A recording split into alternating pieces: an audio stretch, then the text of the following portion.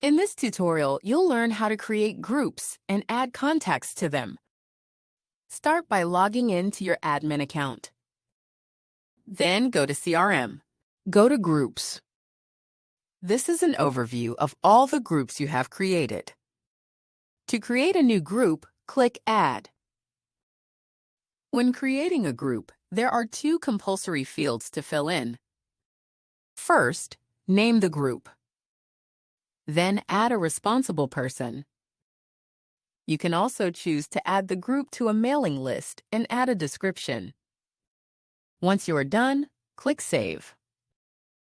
Now you see your new group in the overview. Let's add some contacts to it.